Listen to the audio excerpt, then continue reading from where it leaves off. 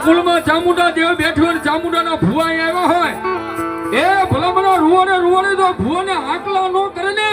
તેથી તો આના કુળમાં બે મુખ વાળી ચામુંડા નો બેઠી હોય